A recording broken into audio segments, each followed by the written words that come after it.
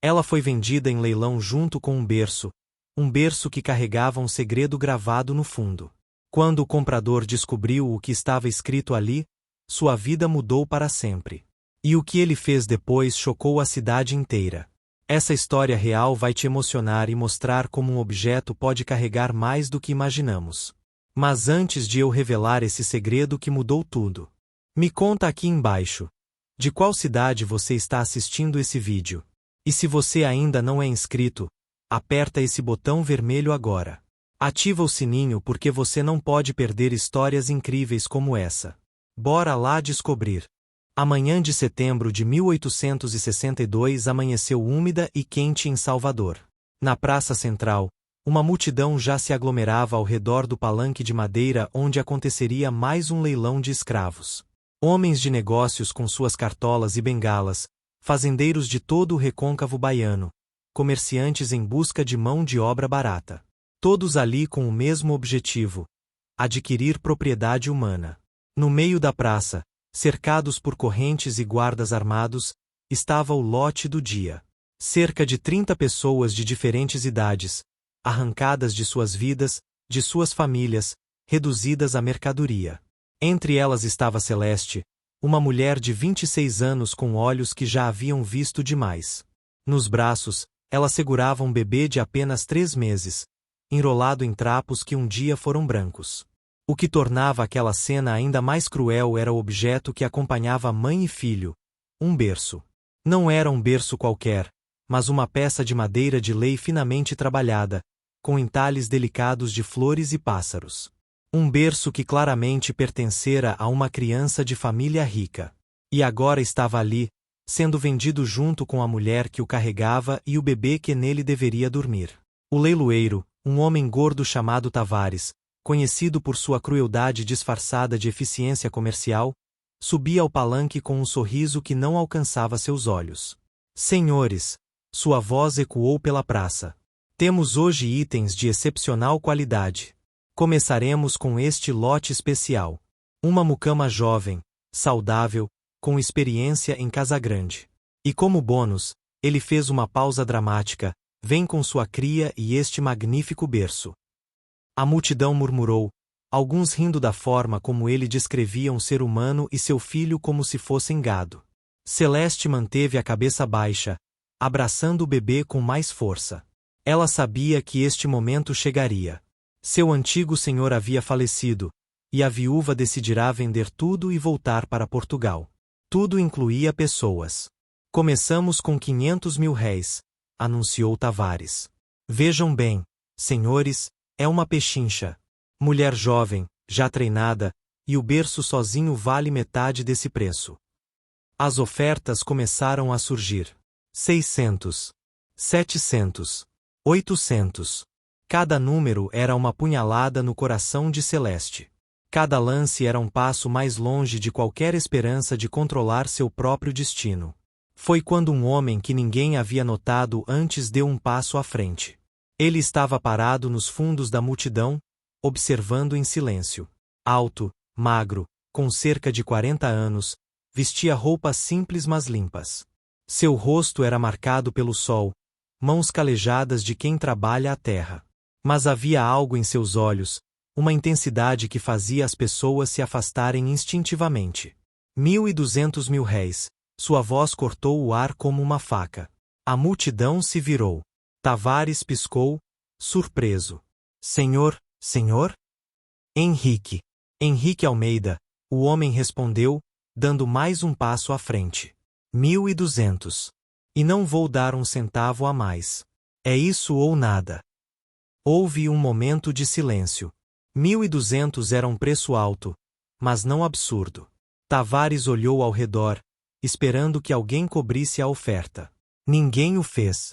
Havia algo na postura daquele homem, algo na firmeza de sua voz, que desencorajava a competição. Vendido. Tavares bateu o martelo. Ao senhor Henrique Almeida. Venha acertar o pagamento e recolher sua propriedade. Celeste finalmente ergueu os olhos e olhou para o homem que agora era seu dono. Henrique Almeida observava de volta, mas havia algo estranho em seu olhar. Não era a luxúria que ela aprenderá a reconhecer e temer. Não era a crueldade calculista. Era algo diferente. Algo que ela não conseguia identificar e que, por isso mesmo, a assustava ainda mais. 20 minutos depois, os papéis estavam assinados. Celeste, seu bebê e o berço agora pertenciam legalmente a Henrique Almeida. Ele pagou em dinheiro, moedas de ouro contadas com precisão sobre a mesa do tabelião. Depois, sem dizer uma palavra, pegou o berço, fez um gesto para que Celeste o seguisse, e começou a caminhar em direção à saída da praça. Celeste o seguiu, porque não tinha escolha. Seu filho dormia em seus braços, alheio ao fato de que sua vida havia sido comprada e vendida antes mesmo de completar 4 meses de existência. Ela não sabia para onde estava indo. Não sabia o que a esperava. Só sabia que mais uma vez, seu destino estava nas mãos de outra pessoa.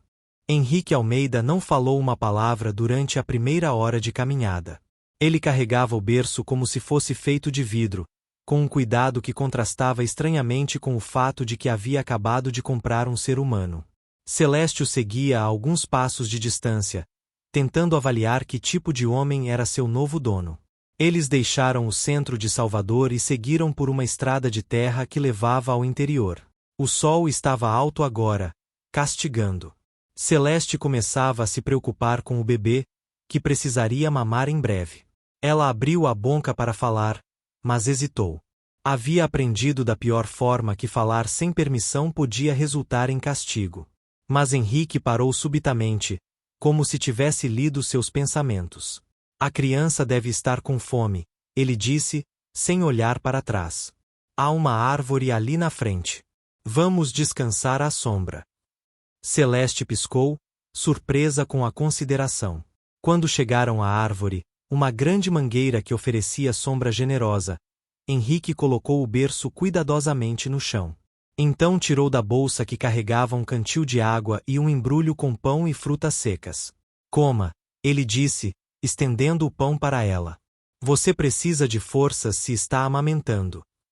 Celeste pegou o pão com mãos trêmulas. Obrigada, Senhor, ela murmurou. Sentou-se na sombra e começou a amamentar o bebê, virando-se discretamente para manter alguma privacidade. Henrique se afastou, dando-lhe espaço, e ficou olhando a estrada por onde haviam vindo. Depois de alguns minutos de silêncio, Celeste reuniu coragem. Senhor, posso perguntar para onde estamos indo? Henrique não se virou. Para minha casa. Fica a mais 3 horas daqui. É uma propriedade pequena. Cultivo café, mas não é nada comparado às grandes fazendas. Você já trabalhou com café? Não, senhor. Eu era mucama. Trabalhava dentro da casa. Entendo. Ele finalmente se virou, e Celeste notou que seus olhos estavam vermelhos, como se estivesse lutando contra alguma emoção forte. E o bebê? É menino ou menina? Menino, senhor. Chama-se João. Ela hesitou, depois acrescentou: se o senhor permitir que ele mantenha o nome. Algo passou pelo rosto de Henrique. Dor, talvez. Ou memória. João, ele repetiu suavemente. É um bom nome. Forte. Ele se aproximou e, pela primeira vez, realmente olhou para o bebê. O pequeno João havia terminado de mamar e olhava ao redor com aquela curiosidade vaga dos recém-nascidos. Quantos meses ele tem? 3 meses e meio, senhor. Henrique assentiu lentamente. Estendeu a mão, hesitante, e gentilmente tocou a bochecha do bebê com um dedo. João reagiu virando a cabeça, procurando o dedo, pensando que fosse comida. Um sorriso triste atravessou o rosto de Henrique. Meu filho teria essa idade agora, ele disse, tão baixo que Celeste quase não ouviu. Se tivesse vivido. O silêncio que se seguiu foi pesado com significado não dito. Celeste não sabia o que dizer. Então Henrique se afastou abruptamente, limpando o rosto com as costas da mão. Descanse mais 10 minutos. Depois precisamos continuar. Quero chegar antes do anoitecer. Eles continuaram a viagem em silêncio, mas algo havia mudado. Celeste começava a entender que havia comprado por razões que iam além de necessidade de mão de obra. E isso a assustava e intrigava em igual medida. Quando finalmente chegaram à propriedade de Henrique, o sol já estava se pondo, pintando o céu de laranja e roxo. A casa era modesta, feita de pau a pique e telhas de barro. Não era a grande casa-grande que Celeste conhecera, mas também não era uma senzala. Havia um pequeno pomar, uma horta bem cuidada, um curral com algumas galinhas e 2 cabras. Não tenho outros escravos, Henrique disse, abrindo a porta. Trabalho a terra sozinho, com a ajuda de alguns trabalhadores livres que vêm durante a colheita. A casa tem 3 quartos. Você ficará em um deles. Celeste entrou, esperando o pior. Mas o interior da casa era limpo, simples, mas digno. Henrique acendeu algumas velas e mostrou-lhe um dos quartos. Era pequeno, mas tinha uma cama de verdade, não um jiral ou chão de terra batida. E no canto, ele colocou cuidadosamente o berço que haviam trazido. Você e o menino dormirão aqui. Há cobertores naquele baú. A cozinha é ali. Amanhã conversaremos sobre suas tarefas. Por hoje, descanse. Ele começou a sair, mas Celeste o chamou. Senhor, posso perguntar uma coisa? Henrique parou na porta, mas não se virou. Pode. Por que o Senhor me comprou? E por que trouxe o berço? A resposta demorou a vir. Quando veio, foi carregada de uma dor tão profunda que Celeste sentiu no próprio peito. Porque vi você na praça, segurando seu filho, ao lado daquele berço. E vi minha esposa. Vi meu filho. Vi tudo que perdi. E pensei que talvez pudesse salvar pelo menos uma mãe e um bebê, já que não pude salvar os meus. E então ele saiu, fechando a porta suavemente, deixando Celeste sozinha com seu filho e um berço cheio de histórias não contadas. Celeste não conseguiu dormir naquela primeira noite. Cada som da casa desconhecida a fazia pular, cada rangido da madeira a colocava em alerta. Ela havia aprendido que primeiras noites em lugares novos eram perigosas. Senhores tinham o costume de visitar escravas recém-adquiridas, estabelecendo desde cedo que tipo de relacionamento teriam. Mas Henrique não veio. Ela ouviu seus passos no corredor, indo para o que devia ser seu quarto. Ouviu a porta fechar. E depois, silêncio. Apenas o canto dos grilos lá fora e a respiração suave de João dormindo no berço ao lado da cama. Foi então, na luz trêmula da vela que Henrique havia deixado, que Celeste realmente olhou para o berço. Era uma peça magnífica, claramente feita por um artesão mestre. A madeira era jacarandá, escura e rica. Os entalhes eram delicados mas profundos, mostrando flores que ela não reconhecia, pássaros em voo, e padrões geométricos que se entrelaçavam de forma hipnótica. Mas foi no fundo do berço, quando ela se inclinou para ajustar o cobertor de João, que viu algo que fez seu coração parar. Gravado discretamente na madeira, em letras pequenas mas claras, estava um nome: Gabriel Almeida, 1862. Celeste passou os dedos sobre as letras. Gabriel Almeida. O filho de Henrique. O bebê que não havia sobrevivido. E de repente, tudo fez um sentido terrível e triste. Este berço não era apenas um objeto bonito. Era um túmulo vazio. Um monumento ao amor e à perda. Na manhã seguinte, Celeste acordou com o cheiro de café e pão fresco.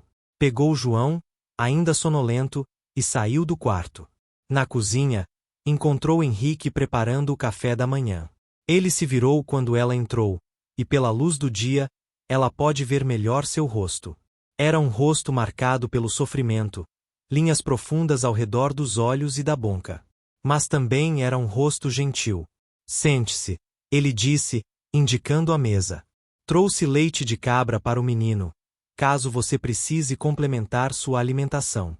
Sei que às vezes não é suficiente. Celeste sentou, ainda cautelosa.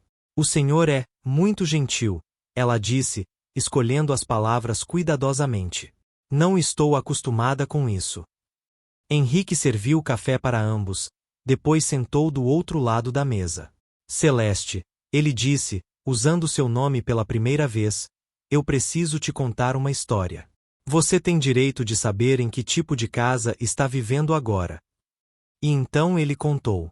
Contou sobre Maria, sua esposa, uma mulher livre que ele havia conhecido em uma feira. Filha de pequenos comerciantes, ela não tinha dote nem família poderosa, mas tinha um sorriso que iluminava qualquer ambiente.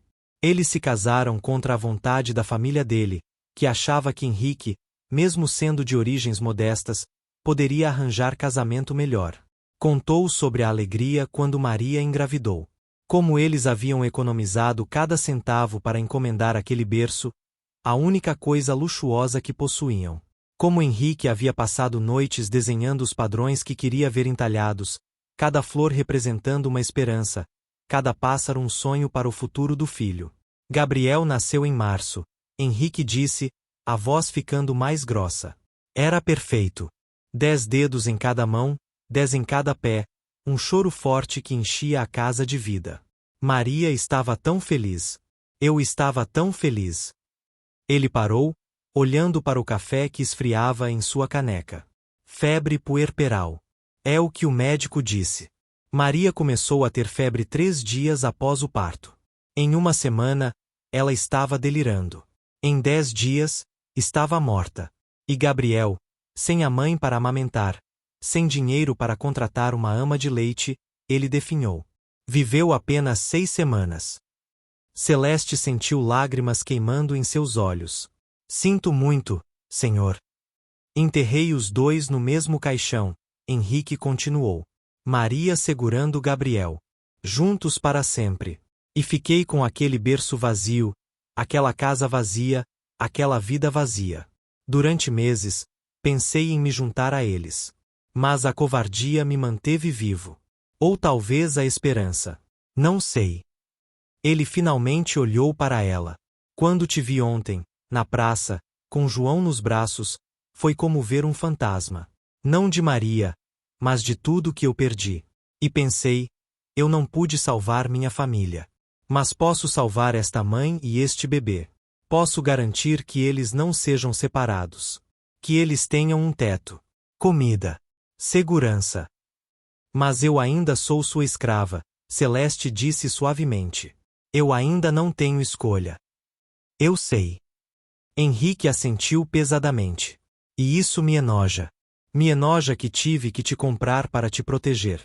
Me enoja que vivo em um mundo onde isso é possível, necessário até. Mas é o mundo que temos. E eu estou tentando fazer o melhor que posso dentro dele. Celeste olhou para aquele homem, esse viúvo quebrantado que comprou uma mãe e um bebê não por luxúria ou ganância, mas por uma necessidade desesperada de redimir algo que não tinha redenção. E ela entendeu que estava presa em uma situação complexa, onde seu captor era também, de certa forma, um protetor. Onde sua falta de liberdade era garantida por alguém que entendia o valor da vida que ele não conseguiu salvar. O que o Senhor quer que eu faça? Ela perguntou finalmente. Cuide da casa. Cozinhe. Cuide do seu filho. Viva. Apenas, viva. É tudo o que peço. As semanas passaram e Celeste começou a se ajustar à sua nova vida. Era diferente de tudo que conhecera. Henrique era um homem de poucas palavras, mas suas ações falavam mais alto. Ele nunca levantou a voz para ela. Nunca levantou a mão. Tratava-a com uma cortesia estranha, quase dolorosa, como se cada interação fosse uma desculpa silenciosa pela situação em que se encontravam. João crescia forte e saudável. Ele dormia todas as noites naquele berço magnífico, alheio à história de dor que o havia trazido até ali.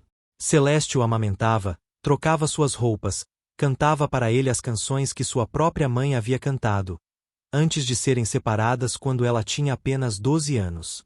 Foi durante uma dessas trocas de roupa, quando João tinha quase 5 meses, que Celeste fez uma descoberta que mudaria tudo. Ela havia colocado uma manta nova no berço, e ao ajustá-la, sentiu algo estranho. Uma irregularidade na madeira do fundo. Curiosa, ela tirou João do berço e passou a mão cuidadosamente sobre a madeira. Ali, escondido sob camadas de verniz mas perceptível ao toque, havia uma pequena ranhura. como se uma das tábuas do fundo não estivesse completamente colada às outras. Seu coração acelerou. Ela sabia que não deveria mexer. Sabia que estava invadindo algo que não lhe pertencia. Mas a curiosidade foi mais forte. Com cuidado, ela pressionou as bordas da tábua até que cedeu ligeiramente. Era um fundo falso. Com mãos trêmulas, Celeste removeu a tábua. Embaixo havia um espaço vazio, forrado com veludo vermelho. E dentro desse espaço, cuidadosamente guardados, estavam objetos que fizeram seus olhos se encherem de lágrimas. Um vestidinho de bebê, branco com bordados amarelos. Uma mecha de cabelo castanho claro, amarrada com uma fita azul. Um retrato pequeno de uma mulher bonita de olhos gentis. Maria, sem dúvida. E cartas. Várias cartas dobradas, escritas com caligrafia delicada. Celeste sabia que não deveria ler. Mas suas mãos se moveram antes que sua mente pudesse impedir. Ela desdobrou a primeira carta, e reconheceu imediatamente a caligrafia como sendo de Maria. Era datada de 2 meses antes do nascimento de Gabriel. Meu querido Henrique, enquanto você trabalha nos campos, eu escrevo estas palavras sentada ao lado do berço que você fez com tanto amor. Olho para os entalhes que você desenhou, cada flor, cada pássaro, e vejo seu coração em cada linha. Você diz que não é um homem de palavras bonitas, mas suas mãos falam por você. Este berço é um poema de amor e esperança. Celeste continuou lendo, lágrimas escorrendo livremente agora. Carta após carta, Maria documentava sua felicidade, seus medos, seus sonhos para o filho que estava por vir. Na última carta, escrita apenas 2 dias antes do nascimento, ela escreveu: Hoje sinto que nosso filho chegará em breve. Estou com medo, Henrique. Mas também estou tão feliz. Prometa-me uma coisa. Se algo acontecer comigo, não deixe que a tristeza te consuma. Cuide do nosso Gabriel. Ensine-o a ser gentil como você. E um dia, quando for a hora certa, ame novamente. Não por obrigação, mas porque há tanto amor em seu coração que seria um pecado mantê-lo trancado para sempre. O que você está fazendo? A voz de Henrique a fez pular. Ela se virou, as cartas ainda na mão, culpa escrita em cada linha de seu rosto. Ele estava na porta do quarto, com uma expressão que ela não conseguia decifrar. Senhor, eu não queria, encontrei por acaso e... Ela começou a gaguejar. Henrique entrou no quarto lentamente. Seus olhos foram para as cartas nas mãos de Celeste, para o fundo falso exposto do berço, para os objetos preciosos espalhados. Por um momento terrível, Celeste pensou que finalmente veria a fúria que ela conhecia tão bem de outros senhores. Mas em vez disso, Henrique simplesmente sentou na cama, como se suas pernas não pudessem mais sustentá-lo. Você leu? Ele perguntou, a voz sem emoção. Sim, ela admitiu, não vendo sentido em mentir. Sinto muito. Não tive direito. Não, ele concordou. Não teve. Mas talvez seja melhor assim. Ele estendeu a mão. Deixe-me ver. Celeste entregou as cartas. Henrique assegurou como se fossem feitas de vidro, os dedos traçando a caligrafia de sua esposa morta. Eu as leio toda noite, ele confessou. Toda noite desde que ela se foi. É a única maneira que encontro de ouvir sua voz novamente. Ela te amava muito, Celeste disse suavemente. E eu a matei, Henrique respondeu, as palavras saindo como uma confissão arrancada à força. Se não tivesse engravidado, ela ainda estaria viva. Se eu tivesse dinheiro para um médico melhor, para uma ama de leite para Gabriel, eles estariam vivos. Foi minha pobreza que os matou. Minha inadequação. Celeste sentou ao lado dele na cama, esquecendo por um momento a diferença entre senhor e escrava. Não foi culpa sua, ela disse. A morte vem quando vem. Não importa quanto dinheiro temos ou não temos. Você acha? Henrique olhou para ela, e em seus olhos havia uma necessidade desesperada de acreditar nisso. Eu sei. Eu vi mães ricas perderem bebês. Vi bebês pobres sobreviverem contra todas as probabilidades. A vida e a morte não respeitam nossa vontade. Só podemos fazer o melhor que podemos e depois, soltar. Henrique olhou para João, que dormia tranquilamente, alheio à conversa pesada acontecendo ao seu redor. Você sabe o que Maria me pediu na última carta? Para amar novamente. Como se fosse tão fácil. Como se meu coração não tivesse sido enterrado com ela e Gabriel. Talvez não seja sobre amor romântico, Celeste sugeriu. Talvez seja sobre amor em geral. Sobre deixar seu coração estar aberto para conexões. Para a bondade. Para cuidar de alguém novamente. Henrique ficou em silêncio por um longo momento. Depois, com cuidado, recolocou as cartas e os objetos de volta no fundo falso do berço. Obrigado, ele disse finalmente. Por ler. Por entender. Por não me julgar. Como eu poderia julgar? Celeste respondeu. Todos nós carregamos nossos mortos. E naquele momento, algo mudou entre eles. Não amor. Não ainda. Mas uma compreensão, uma conexão forjada na dor compartilhada e na humanidade reconhecida. 6 meses se passaram desde que Celeste chegará à pequena propriedade de Henrique. João agora tinha quase 1 ano, começando a engatinhar e a balbuciar suas primeiras sílabas. A casa que uma vez fora silenciosa como um túmulo agora ressoava com sons de vida. Uma noite, depois que João adormecera, Henrique chamou Celeste para sentar com ele na varanda. O céu estava repleto de estrelas, e o ar noturno trazia o perfume de jasmins. Celeste, ele começou, eu preciso te dizer algo. Te fazer uma proposta. Mas antes, preciso te pedir perdão por te comprar. Por não ter conseguido te dar a única coisa que importa. Liberdade. Eu não entendo, Celeste disse, seu coração começando a acelerar. Eu quero te libertar. Você e João. Quero escrever a carta de alforria, registrá-la, torná-la legal. Mas há um problema. Se eu te libertar agora, você e João ficarão vulneráveis. Uma mulher negra livre com uma criança, sem proteção, você sabe o que pode acontecer. Celeste conhecia essas histórias muito bem. Então o que está propondo? Henrique respirou fundo. Case-se comigo. Se você for minha esposa, você tem proteção legal. João seria meu filho aos olhos da lei. Vocês teriam direitos. Herança. Segurança. O silêncio foi absoluto. Mas eu não te amo, Celeste disse finalmente. E você não me ama. Eu sei. Não estou pedindo amor. Estou pedindo uma parceria. Você continua vivendo aqui, cuidando da casa. Eu trabalho a terra. Criamos João juntos. E quando eu morrer, tudo passa para você e para ele. Legalmente. As pessoas vão falar, Celeste disse. Um homem branco casando com uma escrava negra. Deixe falarem.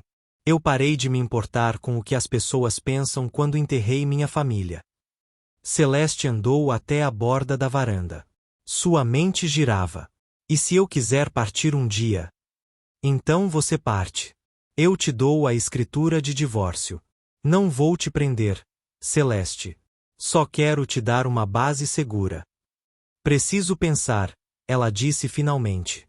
Naquela noite, Celeste não conseguiu dormir. Ficou olhando João dormindo no berço de Gabriel, pensando em tudo.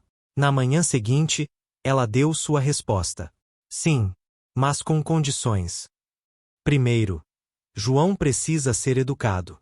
Quero que ele aprenda a ler, escrever, fazer contas. Concordo. Segundo, eu quero aprender também. Você vai me ensinar. Concordo. Terceiro, se eu decidir partir, você não pode me impedir. E você garante por escrito que eu levo minha liberdade e metade do valor desta propriedade. Henrique respirou fundo. Concordo com tudo. Então sim, eu aceito. 3 semanas depois, eles se casaram numa cerimônia simples. O padre, que conhecia Henrique desde criança, realizou a cerimônia sem comentários. Não havia convidados além de 2 testemunhas obrigatórias. Quando voltaram para casa como marido e mulher, Tudo parecia igual e completamente diferente. Ainda dormiam em quartos separados. Mas agora havia papéis legais que transformavam Celeste de propriedade em pessoa aos olhos da lei. A notícia do casamento se espalhou pela região como fogo. A reação foi majoritariamente negativa. Alguns chamavam Henrique de louco, outros de traidor. Mas ele ignorou tudo, ocupado cumprindo suas promessas. Todas as noites ensinava Celeste as letras. Ela era ávida por conhecimento. Em 3 meses já lia frases simples.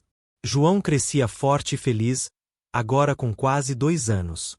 Chamava Henrique de pai e Celeste de mãe, sem saber a história complexa que os uniu.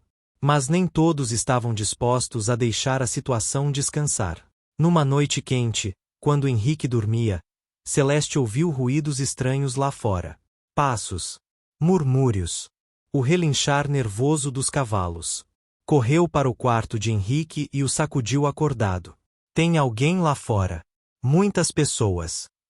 Henrique pegou a espingarda e foi até a janela. O que viu fez seu sangue gelar. Havia cerca de 10 homens no quintal, alguns com tochas, todos com armas. Ele reconheceu fazendeiros vizinhos, capatazes. Henrique Almeida. Uma voz gritou. Era Sebastião Rocha, dono da fazenda ao norte. Saia e converse como homem. Pegue João. Vá para o porão. Há uma saída escondida, Henrique ordenou. Se as coisas ficarem feias, você corre. E você? Vou tentar raciocinar com eles. Celeste correu para pegar João, mas não saiu. Não podia deixar Henrique enfrentar aquilo sozinho. Henrique abriu a porta da frente. O que querem, Sebastião? Queremos saber que tipo de homem casa com uma negra. Que tipo traz vergonha para todos nós. O tipo que não pede opinião dos vizinhos sobre sua vida pessoal. Meu casamento é legal. Foi abençoado pela igreja. É da nossa conta quando você normaliza esse tipo de abominação. Outro gritou. Hoje é você. Amanhã vão ser nossos filhos. Me diga, Sebastião. Henrique respondeu, voz perigosa. Quantas escravas você já usou à força? Quantos filhos bastardos seus existem por aí? Isso é ordem natural? Ou hipocrisia? O silêncio foi tenso. Sebastião deu um passo à frente, furioso. Você vai se arrepender. Talvez. Mas não vou me arrepender de ter feito a coisa certa. Agora saiam. As autoridades concordam conosco. Ninguém vai te defender. Ele não está sozinho. A voz veio de trás dos homens. Emergindo da escuridão vinha o padre Antônio, que havia casado Henrique e Celeste. E com ele, o velho doutor Fernandes. Padre, Sebastião piscou. O que faz aqui? Vim porque ouvi rumores de que homens armados planejavam atacar esta propriedade. E não podia ficar sabendo que uma injustiça estava prestes a acontecer. Injustiça?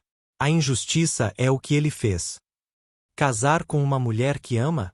Dar um lar para uma criança, o doutor Fernandes interveio. Essas são injustiças. Ela era escrava dele. Era, o padre enfatizou. Ele a libertou. Depois se casou. Em que ordem isso viola alguma lei?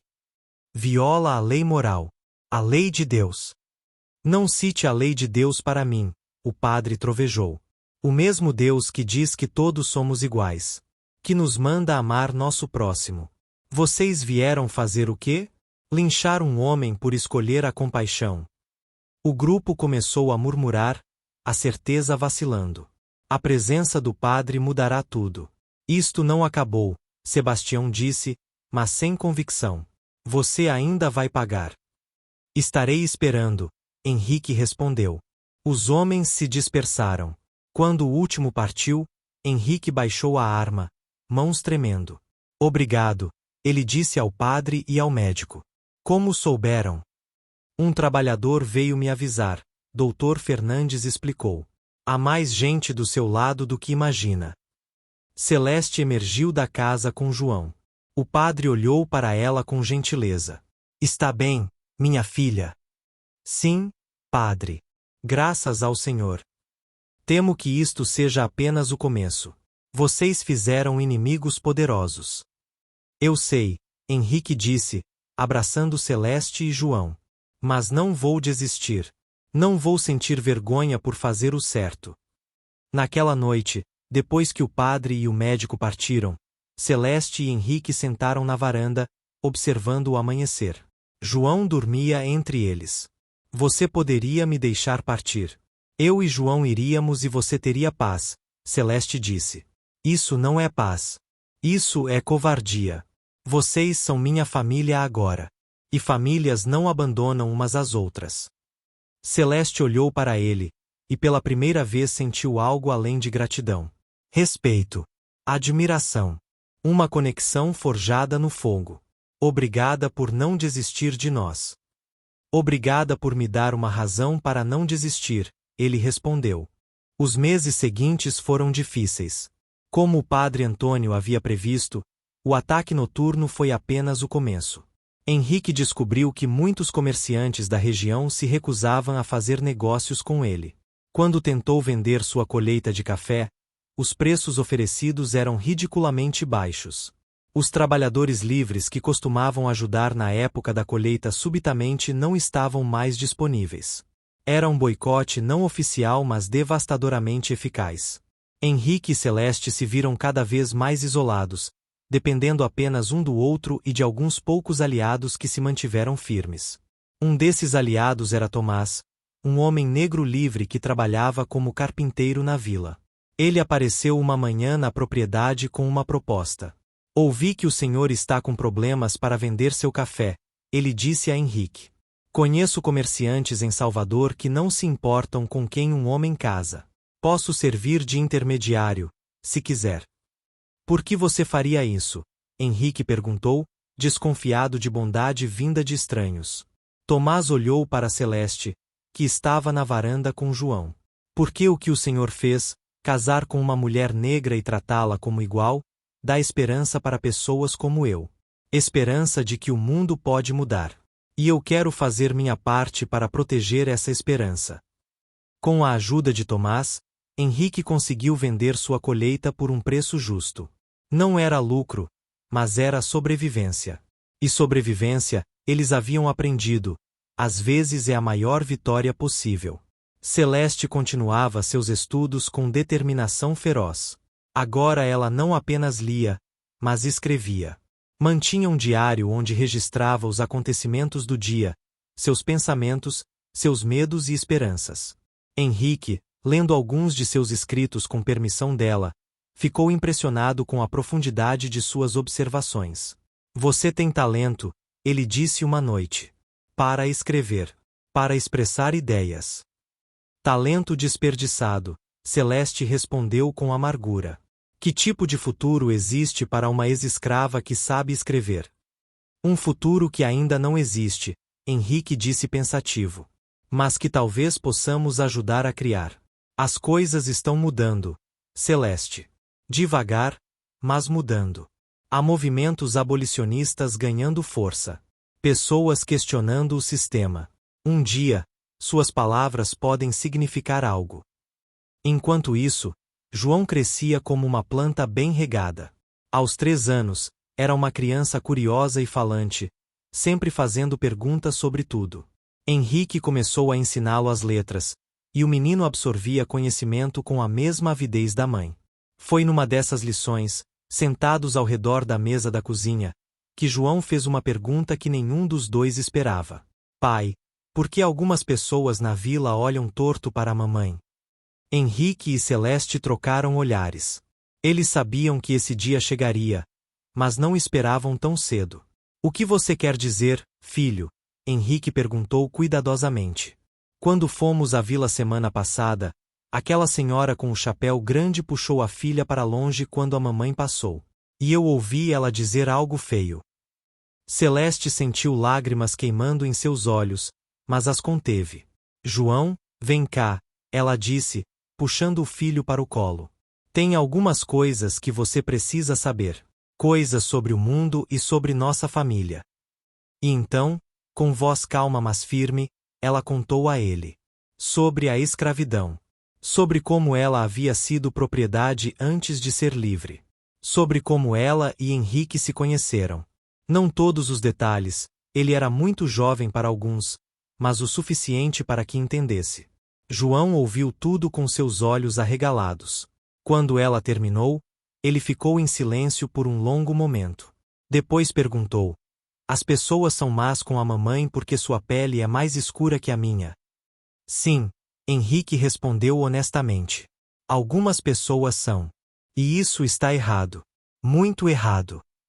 Então essas pessoas são as que estão erradas, João concluiu com a lógica simples da infância. Não a mamãe. Celeste o abraçou forte, lágrimas finalmente escorrendo. Exatamente, meu amor. Exatamente. Naquele momento, ela soube que tudo que haviam enfrentado, todo o ódio e isolamento, valia a pena. Porque estavam criando uma criança que via o mundo de forma diferente. Uma criança que, com sorte, ajudaria a criar um futuro melhor. Os anos passaram. Henrique e Celeste enfrentaram mais desafios, boicotes econômicos, insultos ocasionais, o ostracismo social constante. Mas também encontraram aliados. O padre Antônio permaneceu firme ao lado deles. O doutor Fernandes se tornou um amigo próximo. Tomás e sua família frequentemente visitavam, formando uma pequena comunidade de pessoas que acreditavam em um mundo diferente. E lentamente, quase imperceptivelmente, Henrique e Celeste descobriram que o que começara como uma parceria pragmática havia se transformado em algo mais. Não foi um momento dramático de percepção. Foi gradual, como água moldando pedra. Nos pequenos gestos de cuidado. Nas conversas longas pela noite. Na maneira como enfrentavam o mundo juntos.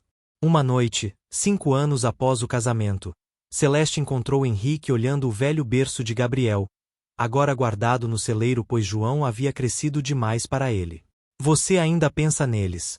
Ela perguntou suavemente, referindo-se a Maria e Gabriel. Todos os dias, Henrique admitiu.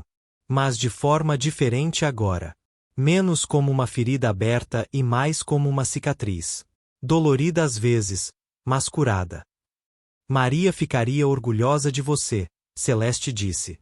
Do homem que você se tornou. Das escolhas que fez. Henrique se virou para olhá-la. Celeste, eu preciso te dizer algo. Algo que tenho segurado por muito tempo. Ela esperou, o coração acelerando. Eu te amo, ele disse simplesmente. Não da mesma forma que amei Maria. É diferente. Mas não menos real.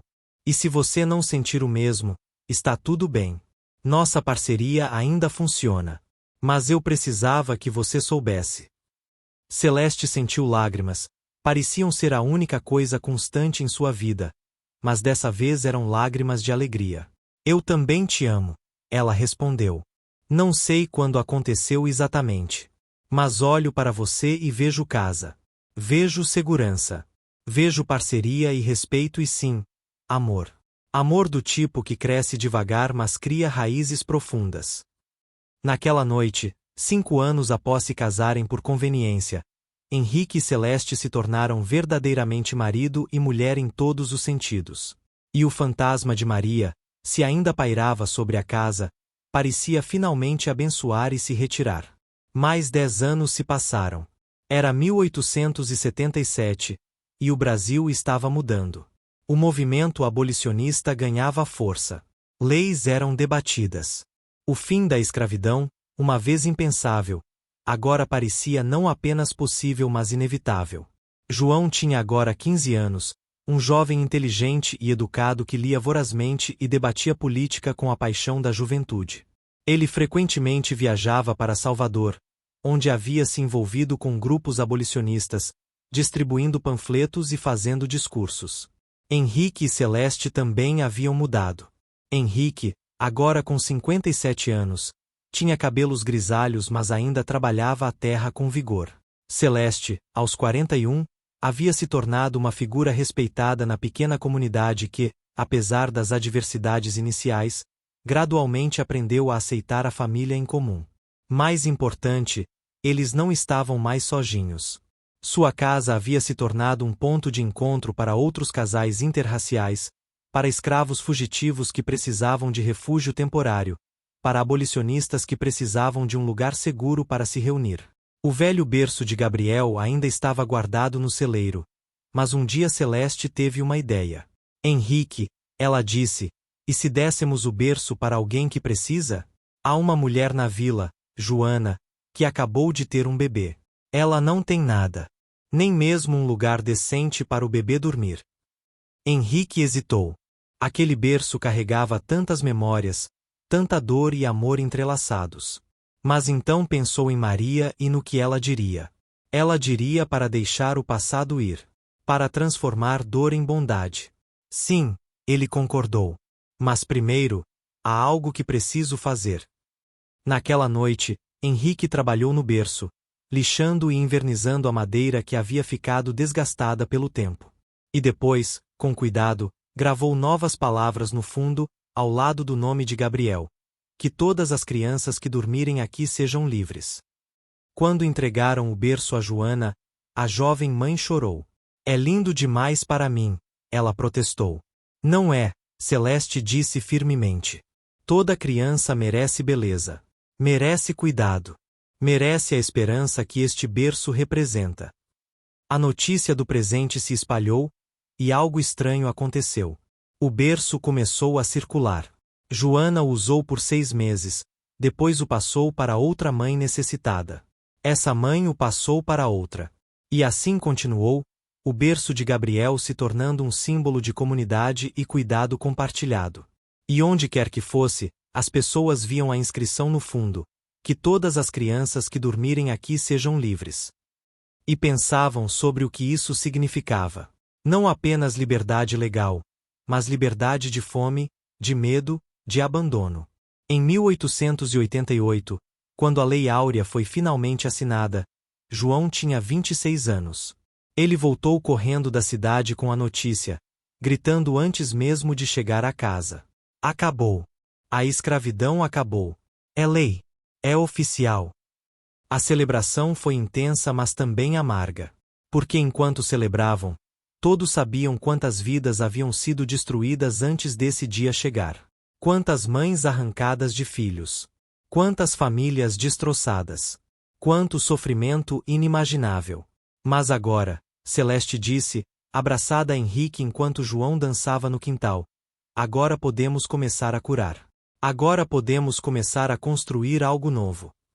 Nos anos que se seguiram, sua pequena propriedade se tornou uma escola informal. Celeste, usando todas as habilidades que havia adquirido, ensinava crianças ex-escravas a ler e escrever. Henrique ensinava a agricultura sustentável e a administração. João, que havia estudado direito, ajudava pessoas recém-libertas a entender seus direitos. O berço continuou circulando, passando de família em família, sempre carregando sua mensagem de esperança. E toda vez que uma criança dormia nele, os pais liam a inscrição e lembravam das histórias de Henrique e Celeste, do casal que desafiou convenções e ajudou a abrir caminho para um mundo diferente. Quando Henrique tinha 72 anos, ele ficou doente. Não foi repentino, mas um declínio gradual. Celeste cuidou dele com a mesma dedicação que ele uma vez mostrará ao comprá-la e libertá-la. Nas suas últimas semanas, eles passavam horas conversando sobre tudo o que haviam vivido. Você acha que fizemos diferença? Henrique perguntou uma tarde, sua voz fraca. Olhe ao redor, Celeste respondeu, apontando pela janela para o quintal onde várias crianças brincavam, filhos e netos de pessoas que eles haviam ajudado ao longo dos anos. Olhe para João e tudo o que ele está fazendo. Olhe para quantas pessoas aprenderam a ler nas nossas aulas. Olhe para aquele berço que ainda está circulando, levando esperança aonde vai. Você ainda pergunta se fizemos diferença? Henrique sorriu, aquele sorriso triste mas genuíno que Celeste aprenderá a amar. Eu estava tão perdido quando te conheci. Tão quebrado. E eu estava sem escolha, sem voz, sem futuro. Nós nos salvamos mutuamente, Henrique. Essa foi sempre a verdade. Ele morreu 3 dias depois, pacificamente, com Celeste segurando sua mão. Seu funeral foi o maior que a vila já havia visto. Pessoas de todas as cores e classes sociais vindo prestar respeitos ao homem que ousou amar além das barreiras impostas pela sociedade. Celeste viveu mais 20 anos após a morte de Henrique. Ela continuou ensinando, escrevendo, lutando por justiça. Aos 67 anos, finalmente publicou suas memórias, um relato honesto e sem filtros de sua vida como escrava, sua libertação e o amor inesperado que encontrou. O livro causou sensação. Alguns o denunciaram como obsceno, uma ex-escrava ousando contar sua história sem vergonha.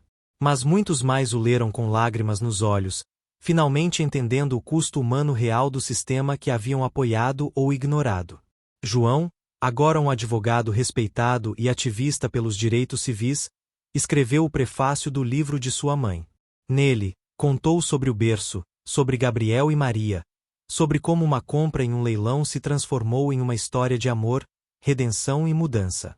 Minha mãe foi vendida como propriedade, ele escreveu. Meu pai a comprou em um leilão, junto com um berço que carregava a dor de sua primeira família perdida. Mas o que começou como uma transação se tornou uma transformação. Eles provaram que amor pode crescer até nos lugares mais improváveis. Que família pode ser construída nas fundações mais frágeis. Que esperança pode surgir até das cinzas mais profundas. Quando Celeste morreu aos 83 anos, cercada por João, seus netos, e dezenas de pessoas cujas vidas ela havia tocado, o velho berço foi trazido de volta. Havia circulado por centenas de famílias ao longo dos anos, mas todos concordaram que deveria retornar para o lugar onde começou. Foi colocado na igreja, não como relíquia, mas como símbolo vivo. E mesmo décadas depois, quando pessoas perguntavam sobre o berço com a inscrição estranha, haveria sempre alguém para contar a história. A história de Celeste, que foi vendida mas se recusou a permanecer sem valor. A história de Henrique, que aprendeu que amor não tem prazo de validade ou fronteiras de cor. A história de João, que cresceu sabendo que sua existência era um ato de resistência e esperança. Mas mais do que isso, era a história de um berço. Um simples berço de madeira que carregou 3 bebês ao longo de sua existência. Gabriel, que viveu apenas semanas. João, que cresceu para mudar o mundo. E centenas de outros que dormiram nele temporariamente mas levaram sua mensagem permanentemente. Que todas as crianças que dormirem aqui sejam livres. Livres não apenas de correntes, mas de fome. Livres de medo. Livres de ódio. Livres para amar quem quiserem. Livres para serem quem são. E talvez, no final, essa seja a lição mais importante. Que objetos carregam as histórias que lhes damos? Que amor pode transformar dor em propósito? Que coragem às vezes se parece com um homem quebrantado comprando uma mulher em um leilão não por luxúria mas por desespero de fazer algo certo em um mundo errado? E que às vezes, apenas às vezes, as histórias que começam nas trevas podem terminar na luz. Não porque o mundo mudou da noite para o dia, mas porque pessoas individuais, fazendo escolhas difíceis em momentos cruciais, recusaram-se a aceitar a crueldade como inevitável. O berço permaneceu na igreja por gerações, uma lembrança silenciosa de que cada ato de bondade ressoa. Que cada escolha corajosa abre caminho. Que o amor, real e descomplicado, pode florescer até nos solos mais inférteis. E em noites tranquilas, quando a luz da lua entrava pelas janelas da igreja e iluminava as palavras gravadas no fundo do berço, as crianças que passavam podiam jurar que ouviam vozes. 3 vozes, entrelaçadas em harmonia. Maria, cantando para o filho que nunca conheceu. Henrique, murmurando palavras de amor e redenção. E Celeste, contando histórias de liberdade conquistada e futuros construídos tijolo por tijolo, escolha por escolha, amor por amor. Porque no final, não são grandes gestos que mudam o mundo.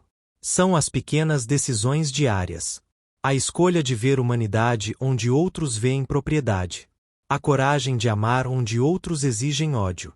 A determinação de construir pontes onde outros erguem muros.